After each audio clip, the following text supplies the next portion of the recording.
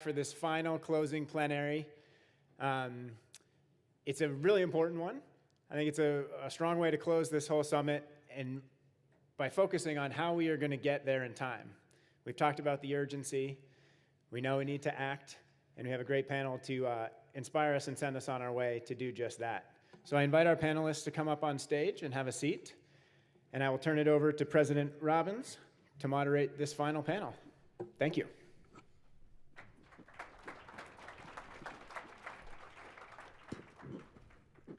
Okay, we're standing between you and a set of delays at the airport, so we should get going. So I'm Bobby Robbins. I've been the president at University of Arizona for almost 2 years. For all of you who had the under bet, hopefully you're going to lose it. I've survived almost 2 years. As I was saying, President Crow gave me a work permit to come into the state, but we'll see how long that lasts. And I have a whole table here of University of Arizona people who are nervously hoping that I don't embarrass them, but they're here for support, so thank you all for being here. This is a good way to close the conference out. It's my first time here. Thank you, Tim, for including me in the steering committee, and I've had an incredible time. The panels have been fantastic, and so hopefully we can bring it home and give, maybe be a little provocative as people leave and go back and I can't believe they said that, and bring it back next year. So I hear we're going to Atlanta next year, so that should be good. I think I'm going to start by asking everyone, all the bios of everyone are in your books. As we were talking about earlier, though, Julie said sometimes she doesn't read every bio of everyone. So I think I'm going to start with Karren and just ask her to introduce herself, to tell people what you do every day, because as I was asking you, I could do that, but I think it'd be better coming from you. And then we've got a couple of questions that'll focus us in more on the discussion, but maybe you start. Great. I'm Karren B. Donohue. I'm the Associate Vice Chancellor for Capital Facilities for the SUNY system, which means anything that has anything to do with facilities, energy, environmental health and safety, emergency management, capital. It's part of what I do. Okay, next. I'm Sandy Uri, and I am the Chairman Emeritus of Cambridge Associates. Everybody asks me what that means. I was CEO and Chairman of Cambridge Associates for 16 years up until 2016, when I shifted over to this new role where I'm focusing on client governance issues and investment issues, on impact, and also on diversity, equity, and inclusion in the asset management business. I've been at Cambridge for 34 years, so I've seen an awful lot of the good, the bad, and the ugly in endowment planning, implementation, and oversight. So my name is Julie Cerqueira, and I'm the Executive Director of the U.S. Climate Alliance. And I serve actually in a secretariat role, and so my job is really to support the now 21 governors that are part of our bipartisan coalition, and it's about supporting the governors, their representatives, and in particular their technical agencies, and taking increasingly ambitious action on climate change. Hi, glad to join this conversation. My name is Som Goyal. I'm with a company called Ann Barrick. Ann Barrick is a pension plan platform company. We are 40% owned by Ontario Teachers Pension Plan, and 60% is owned by the rest of us. Under the agreement with teachers, our focus is to invest and develop energy infrastructure. We have two lines of business. One is transmission, and the other is distributed energy. I lead the distributed energy piece. And under our agreement with teachers, our focus is to invest more than $2 billion in energy infrastructure in the next 3 to 4 years. Okay, so we have some pre-prepared questions that I'll ask you all, but Julie, I'm sure there's somewhere it's listed, but how many red state governors are there in the 21? Well, so that's a complicated question. So we have 3 Republican governors from blue states, but just as important, we have a number of governors such as Governor Cooper. As of today, actually, Wisconsin announced that they would join the alliance, and so Governor Evers, of course, are Democratic governors that have red legislatures, pretty conservative populations, and so for those governors, it's even more difficult for them to really find solutions that will work for their states. Where's some states that may surprise us that are in your coalition? Well, I think some of the newest states are the most surprising. So New Mexico, Illinois, Michigan, and Wisconsin joined over the course of the last 3 weeks as that big batch. I think the others are a little bit less surprising because they're mostly the coastal states and Hawaii. Minnesota and Colorado are also leaders on climate change in the Midwest and the Southwest. So we're starting to see sort of other regions of the United States really rise to the challenge of climate change. Great.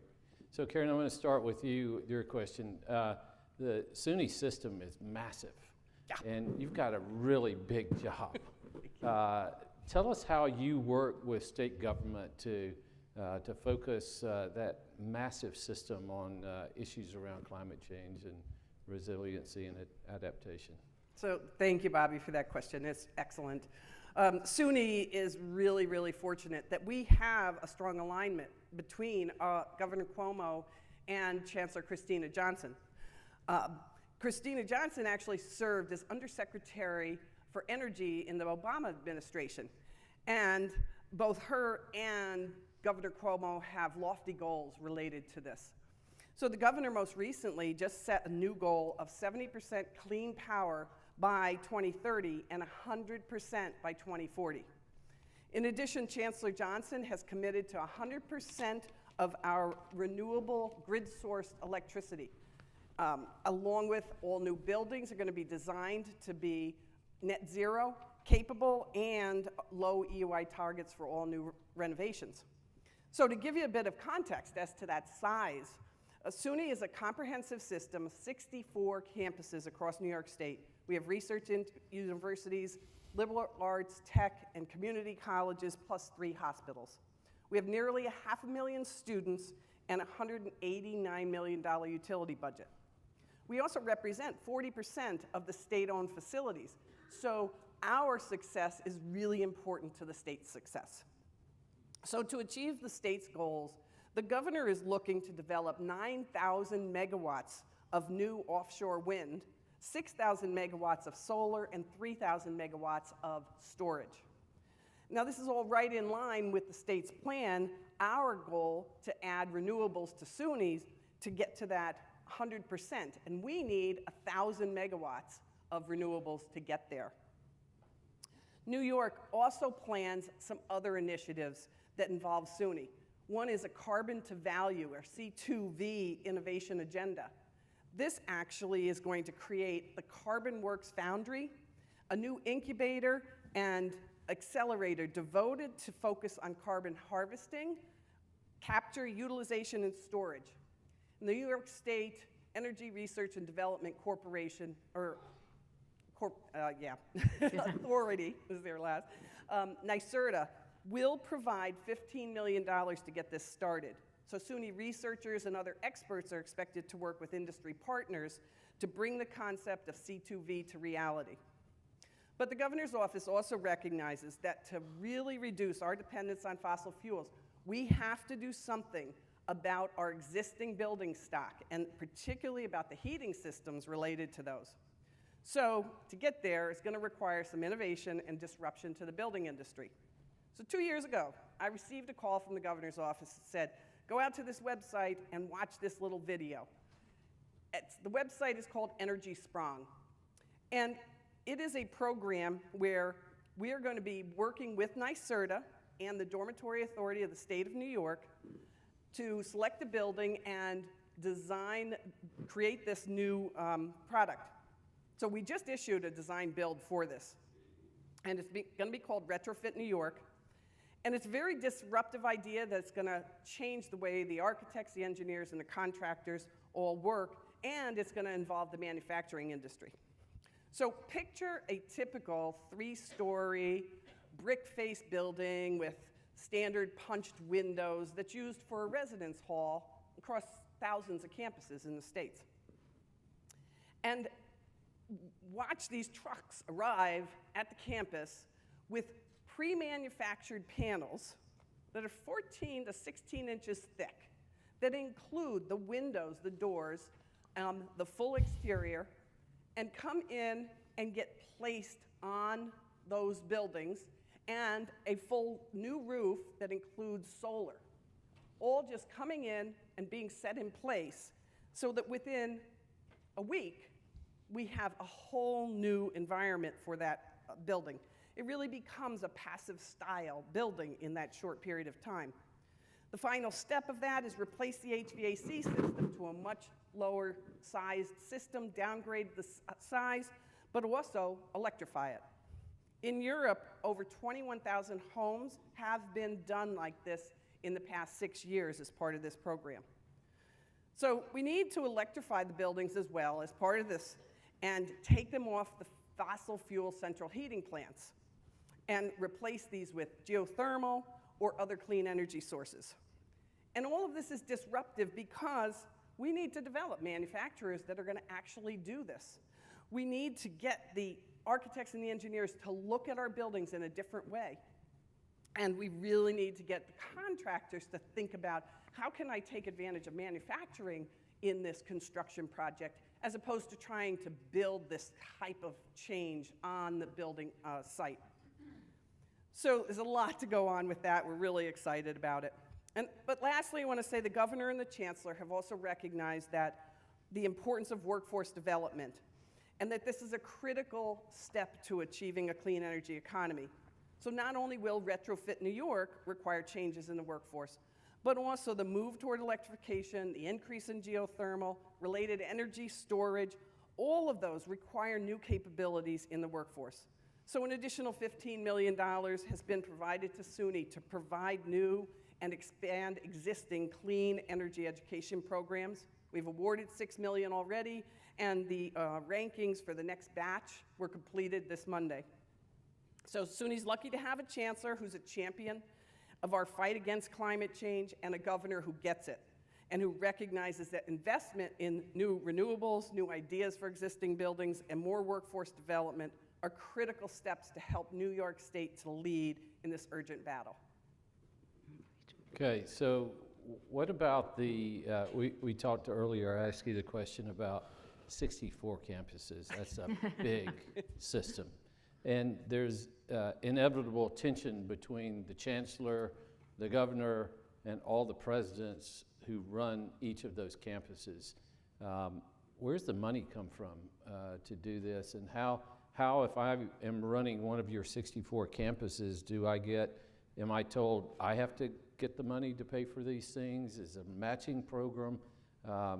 Is it an unfunded mandate? How does that all work? So in the case of Retrofit New York, we are working with NYSERDA, who is actually supplementing the project with, we hope, $2.5 million. They're getting final approvals.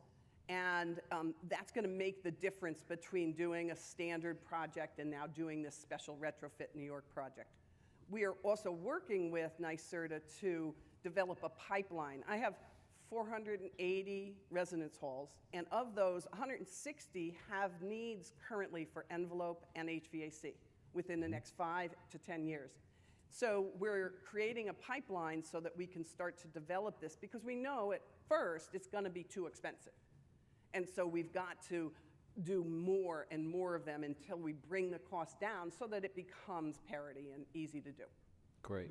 So Sandy, as I was asking you what you really do, you told me that you were a trailblazer and took off from the East Coast to this place called Stanford.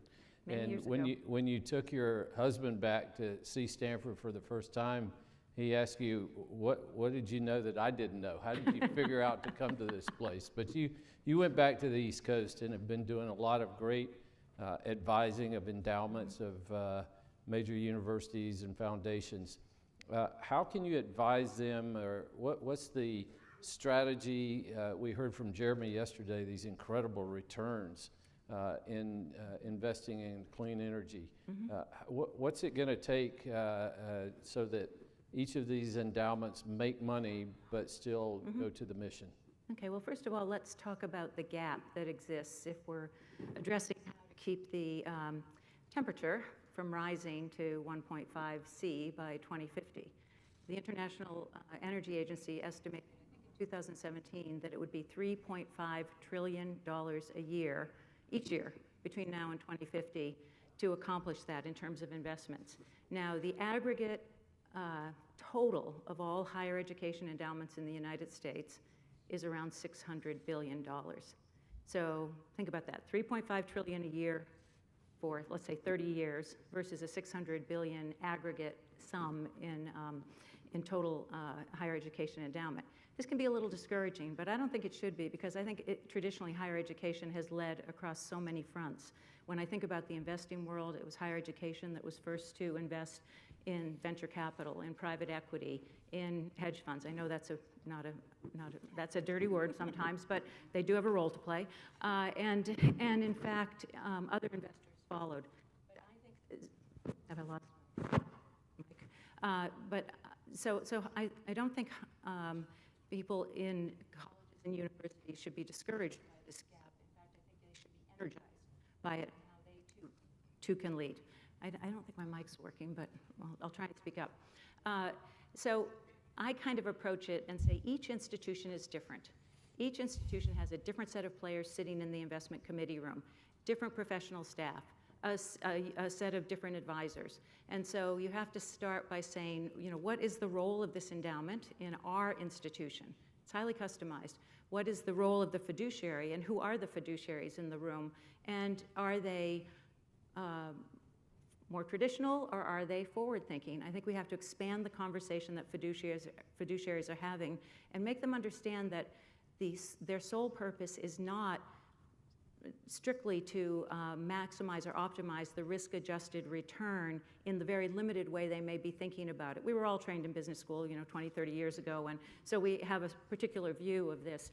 But to get them to expand the conversation and to understand that fiduciary duty goes beyond just thinking traditionally about this. And why wouldn't a fiduciary want to learn about all the options that are available to create the best risk return for their institution? And that would include ESG, that would include impact investing, and for some institutions it includes divestment. But fiduciaries should be willing to have that conversation, and one of our speakers earlier today talked about you need a catalyst, and I think students have been a great catalyst for this conversation. I also think faculty have. I also think we're seeing generational transition in the boardrooms, and I think younger board members and younger investment committee members who are coming in have a more expansive view of what it means to be a fiduciary. But ultimately, that your board members are the stewards of your institution, of your financial assets, of your physical assets, and of your human assets. And they need to think not just that, I'm going to keep the vault door closed here and not let anybody inside, but to think about how they can be creative and innovative in partnering with the institution. Your institutions, I've heard this all through the 2.5 days, are doing incredible work on your campuses in terms of retrofitting campuses. You're doing great research and development. You've developed curriculum. Why wouldn't the board want to say, well, what can we be doing in our financial management and in our endowment? So you have to figure out how to get that conversation going in a collaborative way. And that's important. And the collaboration and civil discourse is really important to this. And I always say to people when they're on the opposite sides of a table, put yourself in the other person's shoes. Think about what their fears are. Think about what their hopes are and try to address those as you make your argument for a particular program. So the challenges are traditional fiduciaries will say, I've got to preserve this asset for future generations, the concept of intergenerational equity. Also, many of them may have been burned in the past. Trustees have long memories, and there was a period of time where some of the alternative energy firms, we heard in the last panel, someone mentioned Solyndra, they saw things fail. And trustees don't want to see things fail on their watch. They really don't. And right. So you've got to kind of help them get beyond that and see what's going on now. In terms of opportunities, we know that climate change is a high-profile topic now. We know that most people in this country view it as such.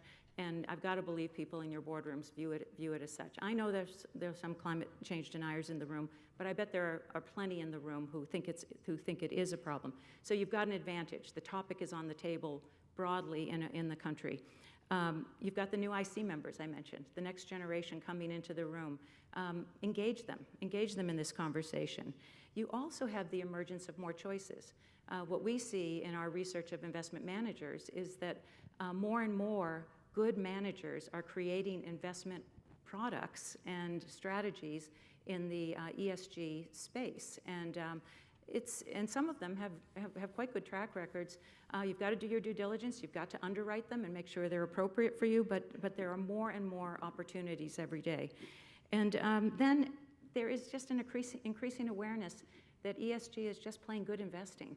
I mean, investors want to invest in companies that don't pollute the environment, that treat all their stakeholders well, their customers, their shareholders, their employees, and they want to have good governance. And good governance captures both management as well as governance. And investment managers want to invest in companies like that. So I'm willing to bet that many of you, if you looked at the managers in your portfolios, would find that there are a number of managers who in fact are ESG managers who don't self-identify as ESG managers because they want to buy good companies. And by definition, good companies are behaving well in the world. So I think I'll just close out by saying this roadmap that IEN has put forward as a template for process, each of you will come to different conclusions along the path in that process. But the process matters, and it matters profoundly that you have good process and that you engage everybody in the conversation. Thoughtful planning, prudent portfolio composition, diversification, we all know that's important. Rigorous due diligence. Just make sure you have that rigorous due diligence, both on to be self-reflective as well as on the choices that you're making in the portfolio. And then finally, ongoing oversight. And then once you have the oversight, that circle on the roadmap, it is an iterative process, and it never stops, and it's a dynamic process because capital markets change, the endowment, the institutions change in what their needs are, and so you need to constantly be dynamic in that setting.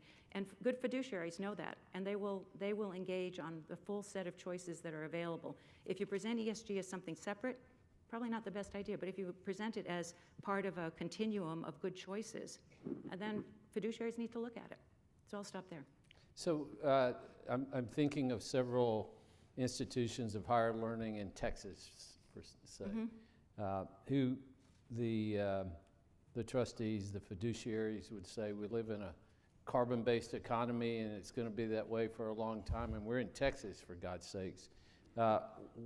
What are some of the examples? We haven't seen many fossil fuel divestment protests on some of the campuses in Texas for that reason. Right. They know that's where the wealth is.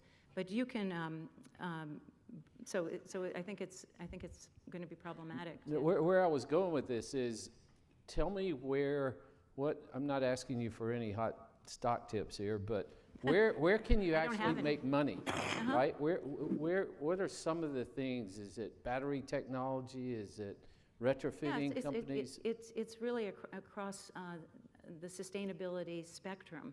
So it is alternative energy sources, it's renewables, it's water mitigation, it's sustainable agriculture.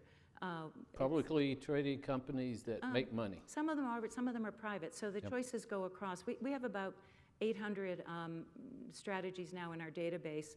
I'd say that 2/3 of them are still in the private space, and the other 1/3 are in the public space. So and that's changing because it used to be that the majority were in the private investment space, but now more and more public equity managers are developing products and are developing good products. You have to be careful about greenwashing. You have to be careful about mission washing. But if you do the due diligence and you're rigorous about it, you can eliminate those managers, the ones that are just trying to gather assets, and quickly identify the ones that are genuine and authentic in their commitment to the space. Great. Well, all of our chief investment officers need to hire you to come in and help us work with We would be delighted. I'm sure you would. Shameless self-promotion. So Julie, let's switch over to policy issues and your work with state houses and governors that we touched on earlier. How can we help? First of all, we've got to get educated, I'm sure, but how can we, it's the old line from, it was actually here in Phoenix, I think. Show me the money, or you have me at hello, but I want you to help me to help you. How can we help you? Yep. And just for the record, that was not the question that we prepared, but that's the right one to ask. So, as I was listening to both of you speak, I started to think a little bit more of the title of this session, right? And so it's getting there in time. And Sandy, I'm really glad that you raised the 1.5 degree report. And so how many are familiar with the outcomes from the IPCC's special report on 1.5 degrees? Mm-hmm. Great, this is the right group to talk to. And so I just asked because as we're thinking about what in time is, so we have 12 years to really change our direction, right? The course that we're following. And the difference between a 1.5 degree temperature increase and a 2 degree temperature increase is millions of people being exposed to extreme heat, extreme drought, to sea level rise.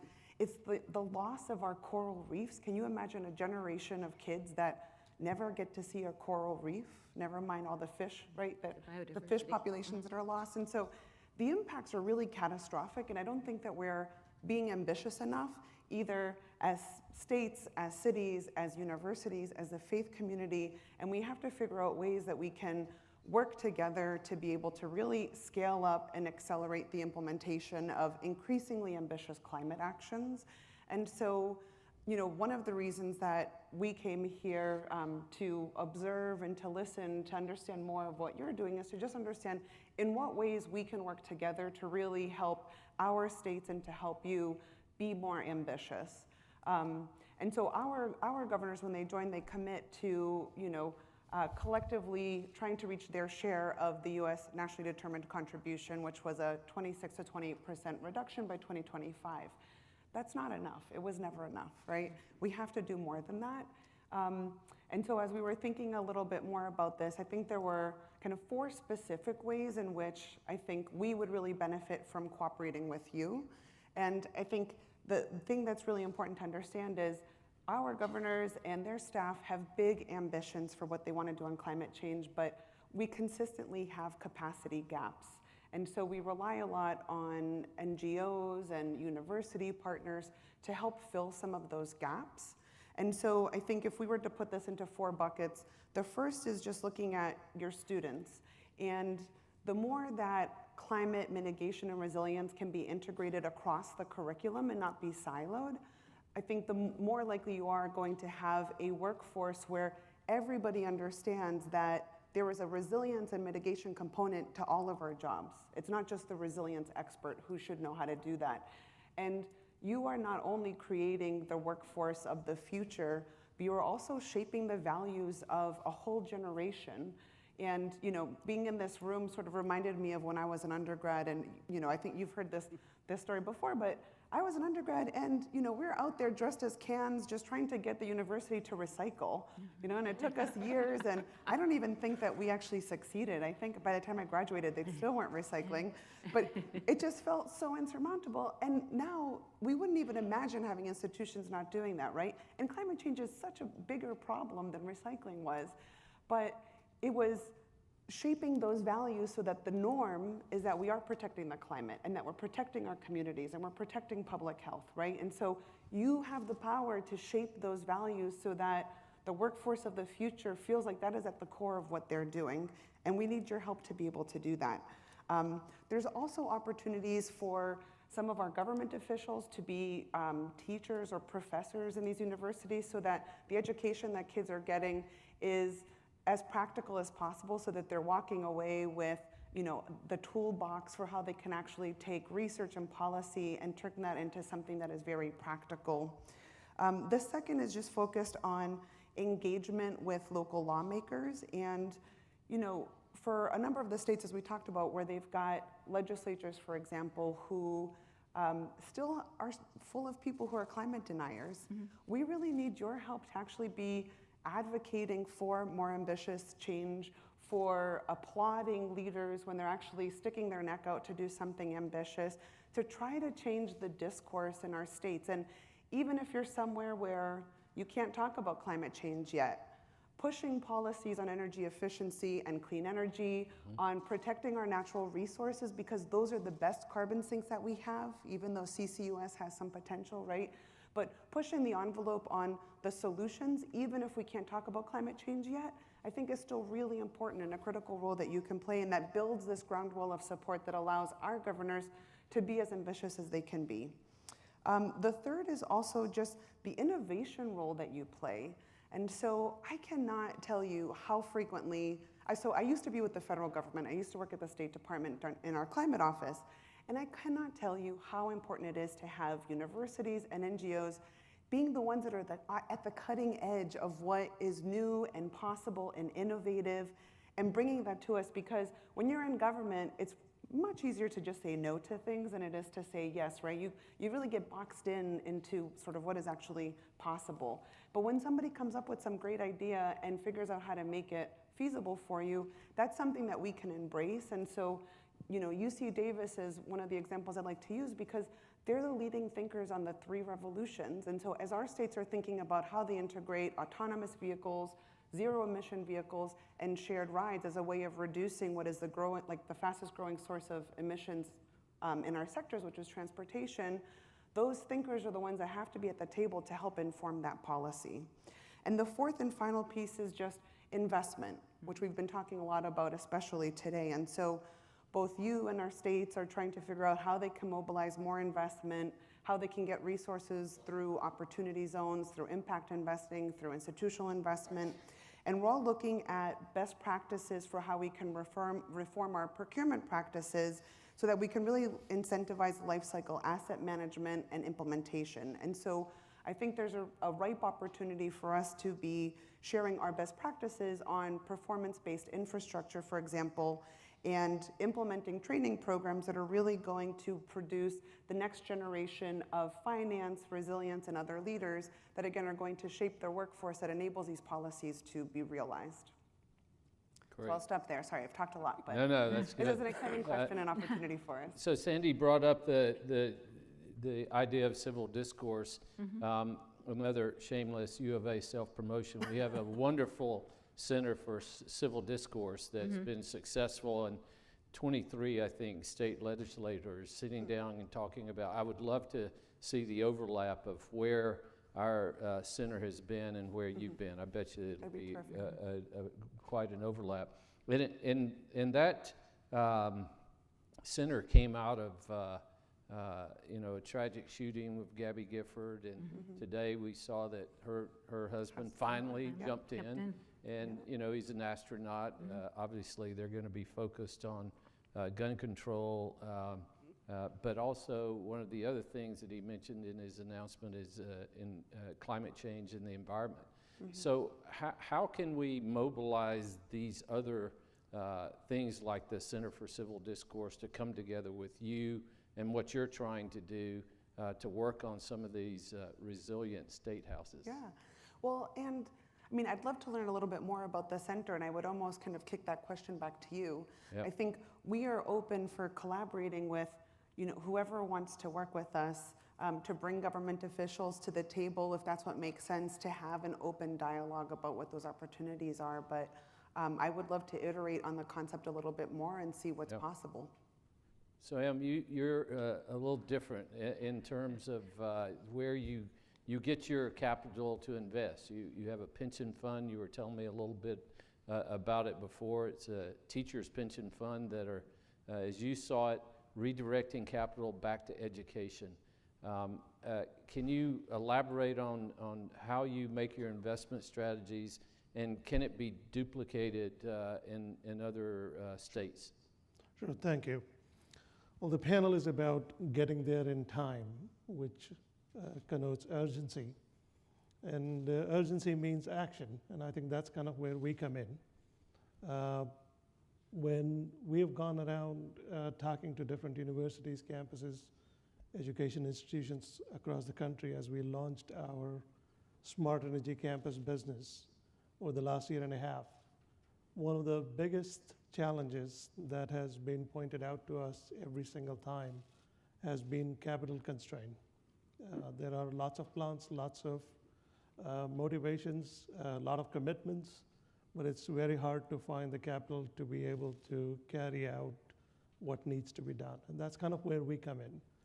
And it's interesting to see that across the country, because when we go around and talk to capital providers, it turns out there is a significant amount of capital that is sitting on the sidelines wanting to invest and be in energy infrastructure and in this space. And they have a very tough time. And I think Sandy can tell you that most of the folks who manage money are having a tough time trying to invest in this space. We feel reasonably privileged to have a Canadian pension fund. It's a Ontario Teachers Pension Plan, which is retired teachers' capital, that they have made a bet on us. They've decided to invest with us, and for us to be able to make direct investments on campuses in modernizing and upgrading energy infrastructure. One of the interesting things we have found as we have gone around is that a lot of the campuses have what can be best described as aging infrastructure. Right? And it's also fascinating to me that older the campus, the more storied the university, the more aged infrastructure. I mean, you have everything from a boiler that was put in place in 1934 to a LEED certified building and everything in between. And it's fascinating to me that that is something that requires a immediate investment, and because of capital constraints, a lot of times what happens is that incremental investments go into infrastructure. And we have come across situations where these incremental investments are going into infrastructure that everybody acknowledges is going to get replaced in the next 5 to 10 years. And because of budget constraints and other reasons, those incremental investments are being made so that we could go on for the next 5, 7 years and then make the decision to put the big capital dollars and carry out a big transformation. So you mentioned lifecycle costs. These are high lifecycle costs. If you're putting money into an old system that is going to get replaced, and then also put money into the new system that's going to come in, all in all, over the life cycle, one has ended up spending a lot more. There's also this notion of, this is sort of prevalent across the board, where it almost seems like being green versus being low cost in energy supply is a trade-off. And what we're finding is in most situations, not all, but in most situations, actually you can achieve both. One can be green as well as low cost, especially given the aging infrastructure. The other trade-off that we come across reasonably often is modernizing infrastructure and low-cost energy. It's sort of the prevailing wisdom is that, hey, in my old system, I have a lower cost system because I just can keep continuing pumping electricity and heating and cooling out, and that's really the low-cost solution. And that's not necessarily the case. Most of the situations we're facing, we are able to see that one could make investments, carry out transformation, and actually get to a lower cost point. And so in general, this mindset of incremental investments has set in because of budgetary constraints. It's a budgetary mindset. It's not really true economic decision making. So we are in the process of working through all of these complex problems, and with direct investment from teachers, we are able to bring efficient capital to these problems. Our sense is there is a lot more out there that can come into this space, and there's an alignment of interests between capital, universities, private companies, engineering firms. All this while, there are also technologies that are evolving at a very rapid pace. And what was not possible maybe 10 years ago is possible now. And so we're seeing some amazing solutions come out of it. But at the end of the day, I think, in order to actually carry out real projects with transformative projects, which are large, complex, multi-stakeholder working with local city, town officials, state officials, federal officials in some cases, local utility, as well as with the campus, and being able to actually create a better solution, greener solution, as well as a lower cost solution. Capital is key, but also the development expertise and outside expertise that comes in to carry out these large complex projects is also critical. Great. Flashing red light means that it's time for all of you to ask your questions. We can't see. We can't see you. Wave. No questions? It's probably not the right question to ask this panel, but it's the end of the day. So there was a table I was at yesterday, and we kind of continued this discussion last night. And we're going to Atlanta to the ATL next year.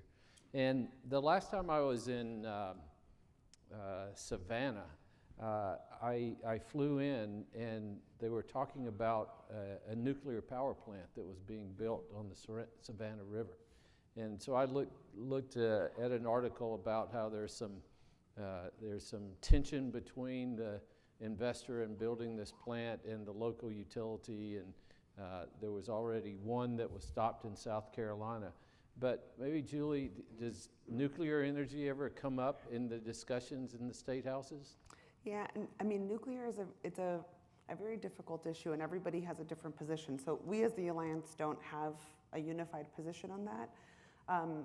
I think what I understand from a lot of the analysis that the Department of Energy has produced is that it's going to be very difficult, if not impossible, in the near term for us to really have a zero carbon grid across the country without nuclear having some role. And so I think the vision of moving towards 100% renewable is essential. But each state needs to decide for themselves whether or not nuclear is something that politically they can get behind, economically it makes sense, environmentally it makes sense. And some of our governors have, in fact, chosen to make sure that nuclear continues to be part of that and continue to put in place incentives so that they can keep those plants in operation longer than they're expected to make sure that they don't backslide on their emission reduction goals. So obviously it's a potential high environmental issue for how we handle waste, and then there are accidents. But because we're going to Georgia next year, I thought it might be an interesting topic to be thinking about. Someone has a... We've got a question back here. Oh, yeah, I see you. Okay. Hello, my name is Craig. I'm from Reno, Nevada, and I'm going to ask the representative from SUNY a question in regards to your retrofit projects for your, I think you described the campuses. Are you involved with the building information modeling systems, BIM, that the architects might bring to the table? And if you could care to elaborate on that and maybe explain that BIM process to those, because I think it might be helpful for us to kind of understand the capability of that program. Sure. So BIM is building information modeling, and it is taking what is 3D or what were 2D plans drawn in CAD, computer-aided design, and turning them into a 3D model of a building.